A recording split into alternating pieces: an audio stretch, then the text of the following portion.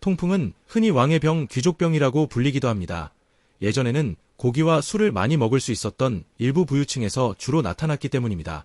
그러나 오늘날에는 생활 수준이 전반적으로 향상되고 식습관이 서구화되면서 더 이상 특정 계층의 병이 아니라 누구에게나 생길 수 있는 흔한 질환이 되었습니다. 실제로 우리나라에서도 통풍 환자 수는 매년 급격히 증가하고 있으며 젊은 층 환자들도 늘어나고 있습니다. 그렇다면 통풍은 왜 생기는 걸까요?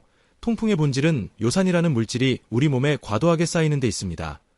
요산은 퓨린이라는 물질이 분해되면서 생깁니다. 퓨린은 모든 세포 안에 존재하는 핵산의 일부이고 우리가 먹는 음식에도 많이 들어있습니다. 즉 우리 몸은 항상 퓨린을 만들고 또 섭취하기 때문에 요산은 늘 생길 수밖에 없습니다. 하지만 건강한 사람은 신장이 제 역할을 해서 요산을 배출합니다. 문제는 요산이 너무 많이 만들어지거나 신장에서 제대로 배출하지 못하면 혈액 속에 요산이 과잉으로 남게 된다는 점입니다. 혈중 요산 농도가 일정 수준을 넘어가면 요산이 바늘 모양의 결정으로 변의 관절에 침착됩니다. 이 결정이 면역세포를 자극해 염증 반응을 일으키고 그 결과 극심한 통증과 부종 발적이 발생합니다. 바로 이것이 통풍 발작입니다. 원인은 크게 두 가지로 나눌 수 있습니다. 첫째는 요산 과다 생성형입니다. 이는 고기나 해산물 같은 퓨린이 많은 음식을 지나치게 많이 섭취하거나 체내세포가 과도하게 분해되는 경우에 발생합니다. 예를 들어 백혈병 항암 치료를 받는 환자에게 요산이 급격히 올라가기도 합니다. 둘째는 요산 배설 저하형입니다. 신장이 요산을 충분히 배출하지 못하는 경우로 고혈압, 당뇨, 비만 같은 대사증후군이 있을 때 흔히 나타납니다. 실제로 대부분의 통풍 환자는 배설 저하형입니다. 그 밖에도 가족력도 중요한 원인입니다. 통풍은 유전적 요인과도 밀접합니다. 아버지나 형제가 통풍을 앓았다면 본인에게 발병 위험이 더 높습니다. 또한 음주, 특히 맥주와 소주는 요산 배출을 억제해 통풍 발병을 촉진합니다. 최근 연구에 따르면 스트레스와 수면 부족도 통풍 발작을 유발할 수 있다고 알려져 있습니다. 체내 호르몬 균형이 깨지면 요산 대사에도 영향을 주기 때문입니다. 따라서 단순히 음식 문제뿐만 아니라 생활습관 전반이 통풍의 원인과 연결됩니다. 결론적으로 통풍은 단순히 관절에 생기는 염증이 아니라 전신 대사 질환이라고 할 수 있습니다. 즉 몸의 균형이 깨져 요산이 쌓이면서 나타나는 신호입니다. 따라서 통풍을 제대로 이해하려면 단순히 관절의 문제로 보지 말고 생활습관과 전신 건강의 문제로 봐야 합니다. 통풍은 단순히 한두 번 관절이 붓고 아픈 병이 아닙니다. 이염 요인을 관리하지 않으면 평생 반복될 수 있고 결국에는 심각한 합병증으로 이어질 수 있습니다. 그래서 통풍을 조기에 이해하고 예방하는 것이 무엇보다 중요합니다. 첫째로 대표적인 위험 요인은 식습관입니다. 육류, 특히 소고기, 돼지고기, 양고기와 같은 붉은 고기에는 퓨린이 많습니다. 또 등 푸른 생선, 멸치, 새우, 조개 같은 해산물도 요산 수치를 높입니다. 내장, 유인, 간, 곱창, 대창은 퓨린의 함량이 특히 높아 통풍 환자에게 치명적입니다. 음주 또한 큰 문제입니다. 특히 맥주는 퓨린 함량이 높고 소주, 막걸리, 와인까지도 요산 배출을 방해해 통풍을 악화시킵니다. 단순히 술 종류의 문제가 아니라 알코올 자체가 요산 대사를 망가뜨립니다. 둘째로 비만과 대사증후군이 있습니다. 비만은 요산 수치를 직접적으로 올리고 동시에 고혈압, 당뇨, 고지혈증 같은 질환을 동반해 통풍 위험을 배가시킵니다. 실제로 비만 환자의 통풍 발생률은 정상 체중 환자보다 몇 배 높습니다. 복부 비만이 특히 문제입니다. 내장 지방은 요산 대사를 억제하고 염증 반응을 촉진합니다. 셋째로 가족력이 있습니다. 통풍 환자의 직계 가족 중 상당수에서 요산 대사가 비슷한 문제를 보입니다. 이는 유전적으로 요산 배출이 잘 안 되는 체질 때문입니다. 넷째로 약물도 원인이 될 수 있습니다. 이뇨제, 아스피린, 사이클로스포린 같은 약물은 요산 배출을 방해합니다. 고혈압 환자가 이뇨제를 오래 복용하면 통풍이 발생하는 경우가 흔합니다. 따라서 약을 복용하는 환자는 반드시 의사와 상의해야 합니다. 통풍을 방치했을 때 생길 수 있는 합병증은 다양합니다. 우선 관절 손상입니다. 발작이 반복되면 관절 연골이 파괴되고 변형이 생깁니다. 결국 관절염이 되어 정상적으로 걷거나 생활하기 힘들어집니다. 둘째는 신장 합병증입니다. 요산 결정이 신장에 쌓여 신장결석을 만들고 장기적으로는 만성 신부전을 일으킵니다. 신장이 망가지면 투석까지 가야 하는 경우도 있습니다. 셋째는 심혈관 질환 위험입니다. 고요산혈증은 고혈압, 고지혈증, 당뇨와 밀접히 연관되어 있고 결국 심근경색, 뇌졸중 같은 중대한 합병증으로 이어질 수 있습니다. 실제 사례를 보면 52세 남성 환자가 있습니다. 평소 고기를 좋아하고 술을 즐겼는데 5년 전 엄지발가락에 통풍 발작이 있었습니다. 그때는 진통제만 먹고 넘겼습니다. 하지만 관리하지 않은 결과 3년 만에 무릎 발목 손가락까지 발작이 번졌고 지금은 신장결석까지 생겨 수술을 받았습니다. 또한 고혈압과 당뇨까지 동반되어 건강이 크게 악화되었습니다. 이처럼 통풍은 단순히 발가락 관절 아픈 병이 아니라 전신질환으로 이어질 수 있는 위험한 병입니다. 따라서 통풍 관리의 첫 단계는 위험 요인을 스스로 아는 것입니다. 어떤 생활 습관이 통풍을 불러오는지 이해하고 하나씩 개선해야 합니다. 그러면 합병증을 막고 건강한 생활을 유지할 수 있습니다. 한편 통풍의 정의와 원인. 통풍은 흔히 왕의 병, 귀족병이라고 불리기도 합니다. 예전에는 고기와 술을 많이 먹을 수 있었던 일부 부유층에서 주로 나타났기 때문입니다. 그러나 오늘날에는 생활 수준이 전반적으로 향상되고 식습관이 서구화되면서 더 이상 특정 계층의 병이 아니라 누구에게나 생길 수 있는 흔한 질환이 되었습니다. 실제로 우리나라에서도 통풍 환자 수는 매년 급격히 증가하고 있으며 젊은 층 환자들도 늘어나고 있습니다. 그렇다면 통풍은 왜 생기는 걸까요?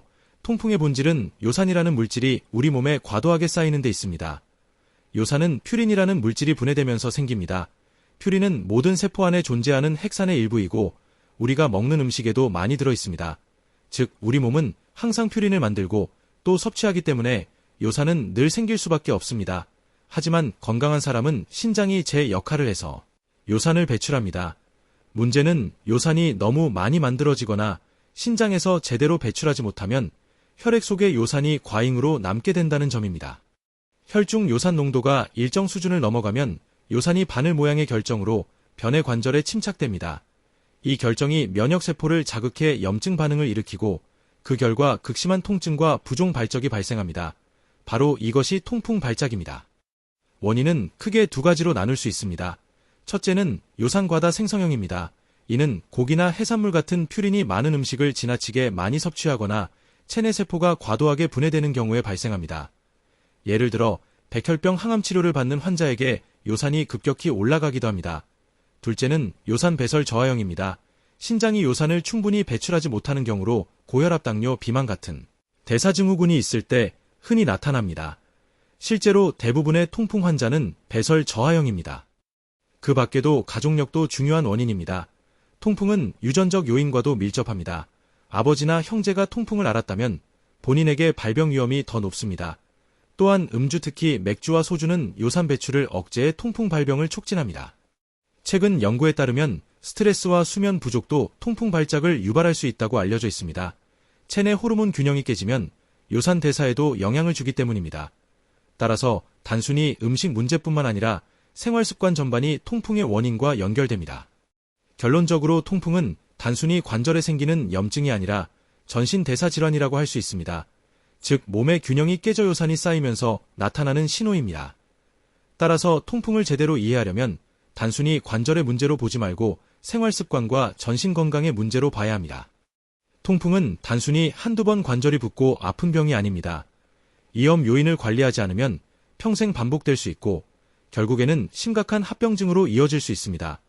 그래서 통풍을 조기에 이해하고 예방하는 것이 무엇보다 중요합니다. 첫째로 대표적인 위험 요인은 식습관입니다. 육류, 특히 소고기, 돼지고기, 양고기와 같은 붉은 고기에는 퓨린이 많습니다. 또 등 푸른 생선, 멸치, 새우, 조개 같은 해산물도 요산 수치를 높입니다. 내장, 유인, 간, 곱창, 대창은 퓨린의 함량이 특히 높아 통풍 환자에게 치명적입니다.